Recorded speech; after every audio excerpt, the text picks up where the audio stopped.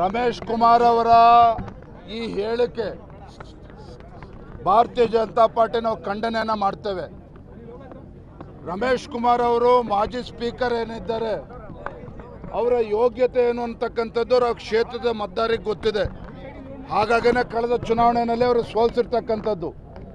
ಇವತ್ತು ಆಚಾರವಿಲ್ಲದ ನಾಲಿಗೆ, ಇವತ್ತು ಅವರ ನಾಲಿಗೆ ಅವರ ಸಂಸ್ಕೃತಿಯನ್ನು ತೋರಿಸ್ತದೆ. ಅವರ ನಾಲಿಗೆ ಅವರ ಸಂಸ್ಕೃತಿಯನ್ನು ತೋರಿಸ್ತದೆ.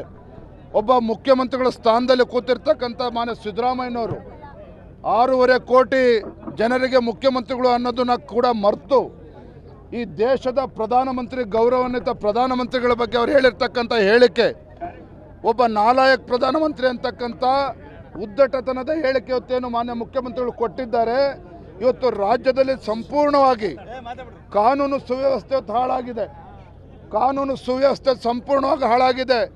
ಈ ದರಿದ್ರ ಕಾಂಗ್ರೆಸ್ ಸರ್ಕಾರ ಅವರ ಗ್ಯಾರಂಟಿನ ಬಿಡಿ, ಇವತ್ತು ನಾಡಿನ ಮಹಿಳೆಯರಿಗೆ ರಕ್ಷಣೆಯನ್ನು ಕೊಡ್ತಕ್ಕಂಥ ವಿಚಾರದಲ್ಲೂ ಕೂಡ ಅವರ ನಾಲಾಯಕತನ ಇವತ್ತು ಪ್ರದರ್ಶನ ಮಾಡ್ತಾ ಇದ್ದಾರೆ. ಇಂಥ ನಾಲಾಯಕ್ ಸರ್ಕಾರಕ್ಕೆ ರಾಜ್ಯದ ಜನರು ಇವತ್ತು ಮುಂದಿನ ದಿನಗಳಲ್ಲಿ ಉತ್ತರವನ್ನು ನೀಡ್ತಾರೆ. ಇಂಥ ನಾಲಾಯಕ್ ಸರ್ಕಾರ ನೇಹ ಹತ್ಯೆ ಪ್ರಕರಣದಲ್ಲಿ ನಾಚಿಕೆ ಆಗಬೇಕಿತ್ತು. ಅದು ಕಾಂಗ್ರೆಸ್ ಸರ್ಕಾರಕ್ಕೆ ನಾಚಿಕೆ ಆಗಬೇಕಿತ್ತು. ಒಂದು ಜವಾಬ್ದಾರಿತ ಸರ್ಕಾರ ಆ ಹೆಣ್ಣು ಮಗಳು ಹತ್ಯೆ ಆದಾಗ ರಾಜ್ಯದ ಮುಖ್ಯಮಂತ್ರಿಗಳು ಆದಿಯಾಗಿ ಯಾವುದೇ ಒಬ್ಬ ಸಚಿವ ಇವತ್ತು ಮನೆಗೆ ಹೋಗಿ ಆ ಕುಟುಂಬಕ್ಕೆ ಸಾಂತ್ವನ ಹೇಳ್ತಕ್ಕಂಥ ಪ್ರಯತ್ನ ಮಾಡೋದಿಲ್ಲ, ಆ ಕುಟುಂಬಕ್ಕೆ ಧೈರ್ಯ ಕೊಡ್ತಕ್ಕಂಥ ಕೆಲಸ ಮಾಡೋದಿಲ್ಲ. ಅದರ ಬದಲಾಗಿ ತೇಜವಧೆಗೆ ಮಾಡ್ತಕ್ಕಂಥ ಏನು ದುಸ್ಸಾಹಸಕ್ಕೆ ಕೈ ಹಾಕಿದ್ದಾರೆ. ಇವತ್ತು ದುಶ್ಯಾಸನ ಪ್ರವೃತ್ತಿಯನ್ನು ಇವತ್ತು ರಾಜ್ಯದ ಮುಖ್ಯಮಂತ್ರಿಗಳು ವರ್ತನೆ ಮಾಡ್ತಾ ಇದ್ದಾರೆ. ಈ ನಾಡಿನ ತಾಯಂದ್ರು ಹೆಣ್ಣು ಮಕ್ಕಳು ಇವತ್ತು ತಕ್ಕ ಉತ್ತರವನ್ನು ನೀಡ್ತಾರೆ. ನಾನಿವತ್ತು ಪ್ರಾಮಾಣಿಕವಾಗಿ ಮಾತನ್ನು ಹೇಳ್ತೇನೆ. ರಾಜ್ಯದ ಜನರು ಈ ಕಾಂಗ್ರೆಸ್ ಸರ್ಕಾರದಿಂದ ಮುಖ್ಯಮಂತ್ರಿಗಳು, ಗೃಹ ಸಚಿವರ ಹೇಳಿಕೆ ಯಾರೂ ಕೂಡ ನಿರೀಕ್ಷೆ ಮಾಡಿರಲಿಲ್ಲ. ಇವತ್ತು ಪೊಲೀಸ್ ಅಧಿಕಾರಿಗಳನ್ನು ಬಳಸ್ಕೊಂಡು ಆ ಕುಟುಂಬದ ವಿರುದ್ಧ ತೇಜವಧೆ ಮಾಡ್ತಕ್ಕಂಥ ನೀಚ ಕೃತ್ಯಕ್ಕೆ ಇವತ್ತು ಏನು ಕಾಂಗ್ರೆಸ್ ಸರ್ಕಾರ ಇಳಿದಿದೆ. ಇವ್ರಿಗೆ ಧಿಕ್ಕಾರವನ್ನು ರಾಜ್ಯದಲ್ಲಿರ್ತಕ್ಕಂಥ ಮಹಿಳೆಯರು ಕೂಗ್ತಾ ಇದ್ದಾರೆ. ಭಾಳ ದುರಂತ. ಇವತ್ತು ರಾಜ್ಯದಲ್ಲಿ ಒಂದು ಕಡೆ ಕಾನೂನು ಸುವ್ಯವಸ್ಥೆ ಹಾಳಾಗಿರ್ತಕ್ಕಂಥದ್ದು, ಒಬ್ಬ ಇಂಥ ನಾಲಾಯಕ್ ಮುಖ್ಯಮಂತ್ರಿಗಳನ್ನು ಪಡೆದಿರ್ತಕ್ಕಂಥ ನಿಜವಾಗ್ಲೂ ಕೂಡ ಜನರು ಇವತ್ತು ಶಾಪ ಆಗ್ತಾ ಇದ್ದಾರೆ. ಈ ಥರ ವಿಚಾರದಲ್ಲೂ ಸಹ, ಇಂಥ ಕೊಲೆ ವಿಚಾರದಲ್ಲೂ ಕೂಡ ಕೊಲೆಗಡಕರನ್ನ ಒದ್ದು ಒಳಗೆ ಹಾಕುವ ಬದಲು ಇವತ್ತು ಅವರಿಗೆ ರಕ್ಷಣೆ ಕೊಡ್ತಕ್ಕಂಥ ಕೆಲಸ ಇವತ್ತೇನೋ ರಾಜ್ಯದ ಮುಖ್ಯಮಂತ್ರಿಗಳು ಮಾಡ್ತಾ ಇದ್ದಾರೆ. ಇದು ಅಕ್ಷಮ್ಯ ಅಪರಾಧ ಇದು.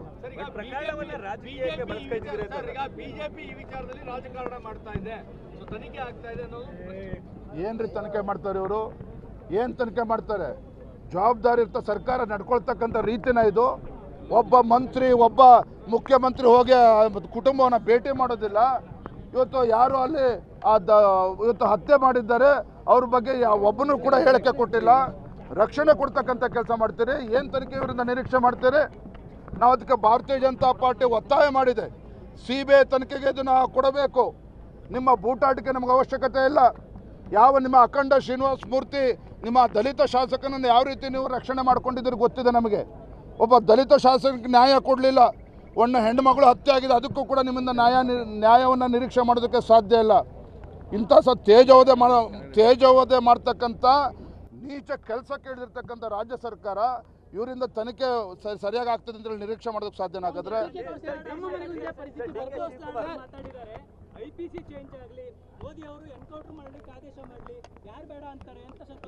ಅವನ್ರಿ ನಾಲಾಯಕ್ ಸಂತೋಷ್ ಲಾಡ್, ಅವನ ಬಗ್ಗೆ ಯಾಕ್ರಿ ಮಾತಾಡ್ತೀರಿ?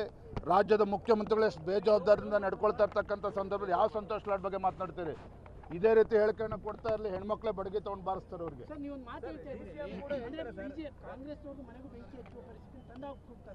ನೋಡ್ರಿ, ಎಲ್ಲರೂ ಉಂಟೇನ್ರಿ. ಒಬ್ಬರು ಮುಖ್ಯಮಂತ್ರಿ ಈ ನಾಡಿನಲ್ಲಿರ್ತಕ್ಕಂಥ ಎಲ್ಲ ವರ್ಗ, ಎಲ್ಲ ಸಮಾಜ, ಎಲ್ಲ ಜಾತಿಗೆ ಅವರು ಮುಖ್ಯಮಂತ್ರಿಗಳು. ಯಾವುದೇ ಒಂದು ಕೋಮಿಗೆ ಮುಖ್ಯಮಂತ್ರಿಗಳಲ್ಲ.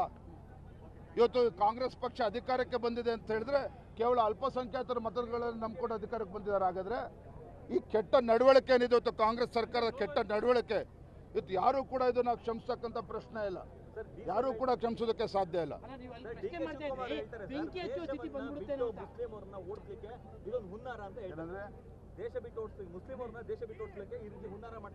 ನೋಡ್ರಿ, ನಾವು ಮುಸ್ಲಿಮರ ಬಗ್ಗೆ ಮಾತನಾಡ್ತಾ ಇಲ್ಲ. ಯಾರು ದೇಶದ್ರೋಹಿಗಳಿದ್ದಾರೆ,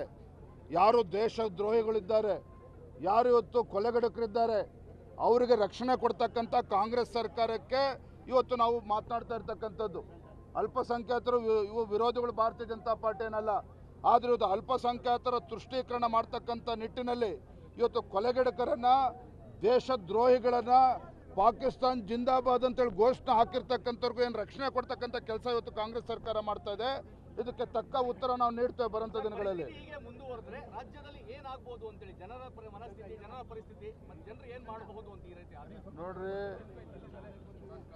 ಈ ಒಂದು ಬೇಜವಾಬ್ದಾರಿತನದಿಂದ ಏನು ಸರ್ಕಾರ ನಡ್ಕೊಳ್ತಾ ಇದೆ, ಇವತ್ತು ರಾಜ್ಯದಲ್ಲಿ ಇವತ್ತು ಅರಾಜಕತೆ ಸೃಷ್ಟಿ ಆಗಿದೆ. ಜನರ ತಾಳ್ಮೆಗೂ ಕೂಡ ಅದಕ್ಕೆ ಇತಿಮಿತಿಗಳಿದೆ. ಆ ಇತಿಮಿತಿಗಳು ಮೀರಿ ಹೋದರೆ ಅದಕ್ಕೆ ರಾಜ್ಯ ಸರ್ಕಾರ ಹೊಣೆಗಾರಿಕೆಯನ್ನು ವಹಿಸಬೇಕಾಗಿದೆ. ನೋಡಿ, ಭಾಳ ಗೊತ್ತಾಗ್ತದೆ.